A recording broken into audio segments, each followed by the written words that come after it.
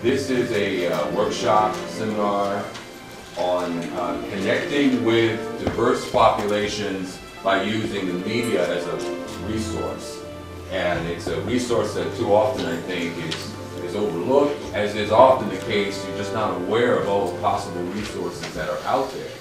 So my name is Kevin Henry. I'm the Cultural Diversity Coordinator for the City of Bellevue. I've been at the City of Bellevue for about 18 years. I felt like the best way to give you that insight and information about this was to actually bring some media representatives to you so that we could find out more about their respective publications and also give you the opportunity to ask questions in terms of how can I pitch a news story?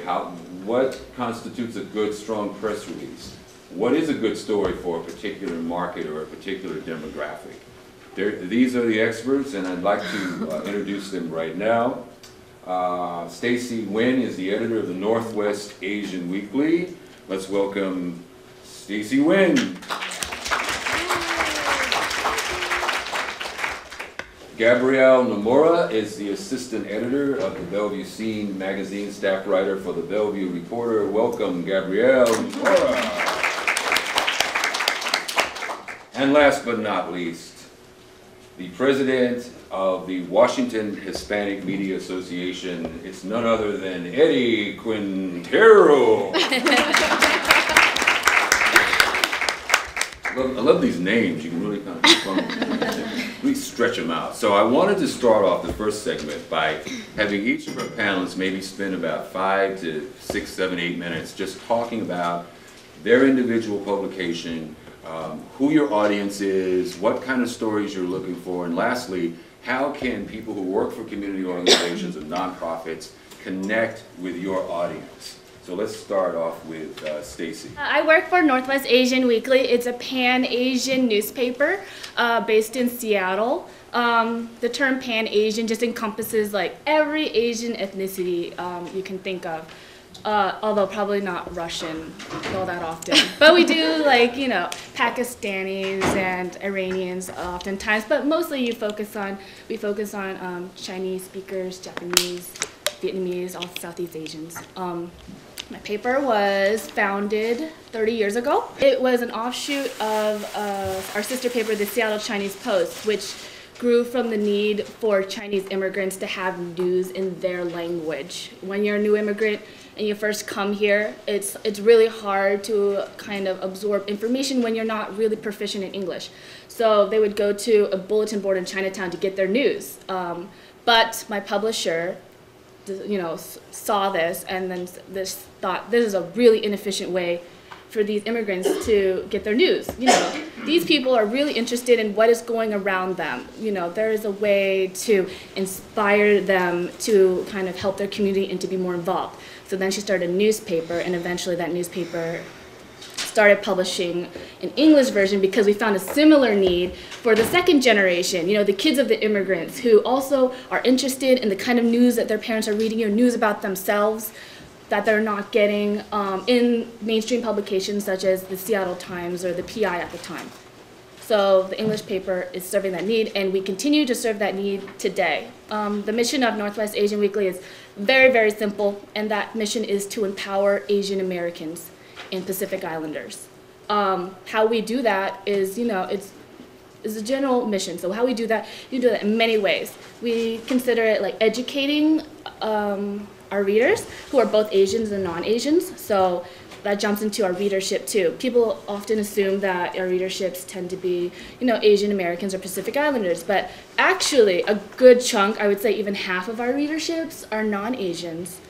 And I feel like that's generally because, with the Chinese economy booming, people have an interest in the culture and just kind of in, what's going on within Seattle. The community itself is booming. It's the second largest ethnic community in Washington State, and also the fastest growing, I believe. Well, just for instance, in Bellevue alone, the new census report says that the Asian population is at 28%. Yeah. So it's really significant. Yeah. The other question I had, Stacy, was How often do you publish? We publish once a week. Once a week. Yeah, and continuously online too. And what would be like kind of a typical deadline? Like if I had an event or I wanted to put out a call for volunteers, how soon would you need something like that? Ideally, with weekly publications, you kind of want to give them at least 2 weeks notice for an event. That way they can like shuffle things around because you plan things pretty far ahead, it being a weekly. Okay, well let's go next to Gabrielle. So I'm Gabrielle Nomura, and I work for the Bellevue Reporter, which is Bellevue's weekly newspaper. I implemented a diversity blog there called Diverse City, and that's mainly because I felt like a lot of I cover arts, entertainment, education, and general kind of lifestyle-y stuff. And I just kind of felt like I was, in all the stories that I was doing, especially art stories, that I was running into a lot of really interesting diversity angles. Like, for example, a story about taiko drumming, you know, has an interesting angle about the Japanese community in Bellevue and how they go over to Seattle to practice taiko drumming and stay connected to their roots.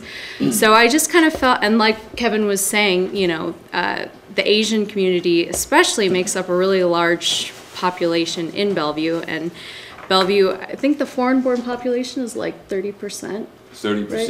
Yeah. and I think in the school district alone, there's like over 70 languages now that are spoken.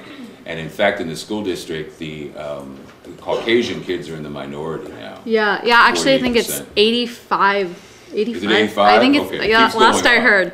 So I was just noticing all these really interesting diversity angles, you know, from the education standpoint. We have schools like Puesta del Sol, the Spanish immersion school. Growing up in Seattle, I never had an opportunity for anything like that. So interesting diversity angles that kept coming up. So I really pushed my editor to allow me to start this diversity blog, which has been really fun.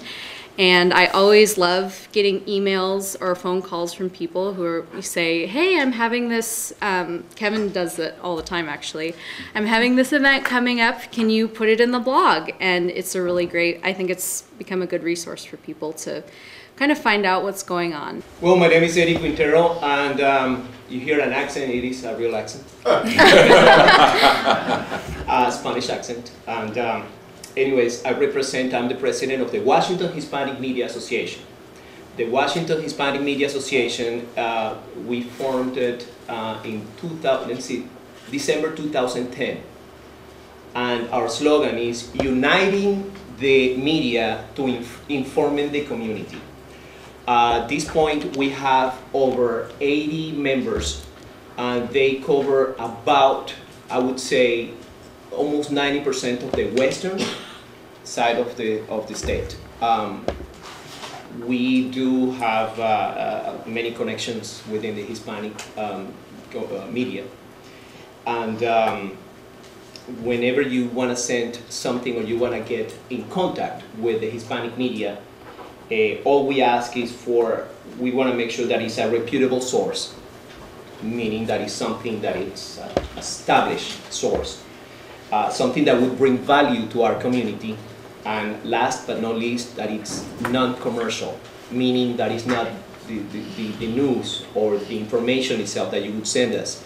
It's not geared towards make money for you, okay, if that makes sense.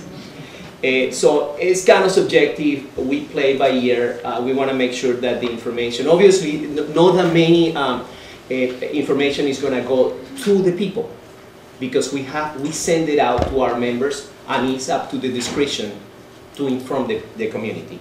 We, however, have a big influence, of course, in our members. We talk to each other. It's a small community, so we talk to each other on a very regular basis. In the interest of time, I want to thank our panelists, Stacey Wynn, Eddie Quintero,